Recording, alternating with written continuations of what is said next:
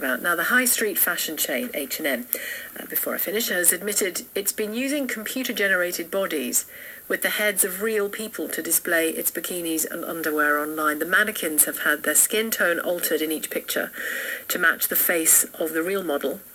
The practice has been criticised for presenting young women in particular with unrealistic body images. Let's talk to the former plus-size model and body confidence campaigner Natasha Devon. Hi, Natasha. Hello. What do you think of this? I had a look at them I think it was in the Independent, and they all just looked to me like extremely slender, typical models, and I suspected a bit of photoshopping had gone on. It does all the time now, but this goes a step further, really, doesn't it? It does. I think that H&M have lost sight of what their USP is. They are a high street store. They're not a designer store. They're not designing for supermodels. They're designing for real people. And the fact that their clothes can only apparently be displayed to their best effect on what is essentially a robot suggests to me that they should be getting new designers, really. Well, they do much larger sizes there as well, don't they? Which is the irony, I suppose. Yes, they do. And I work with young people. I run a project called Gossip School, and I teach body image classes in schools and colleges all over the UK. And my research suggests that actually young women would aspire to a cartoon if they thought that it represented a beauty paradigm. So I think that whilst there's probably no malice behind this, H&M do need to recognise that they do have a social responsibility and to acknowledge that in the way they advertise their clothes.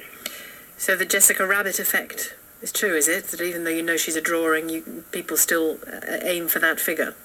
It's amazing, yeah. It doesn't seem to stop them. A lot of the time when we're discussing airbrushing, they say we don't have a problem with it because it gives us something to aspire to. And I find that absolutely terrifying, that the beauty paradigms are no longer even realistic. And of course, things like cosmetic surgery are just exacerbating that. In their defence, they say, H&M say, look, it's a technique using virtual mannequins so that customers can try different looks and outfits, for all of the marketing and campaigns. They say they use real-life models, outdoor, TV, print and other media. That's what they say.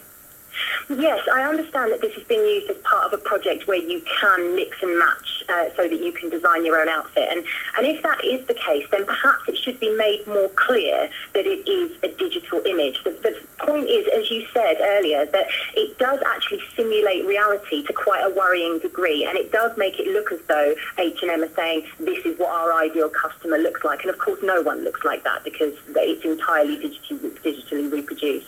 But do you think, given the young girls that you've spoken to as part of your campaigning, do you think that they would be moved by this, or they would just think, look, it's what it's like out there. You've got to compete. You've got to stay thin. Is that how they view the world?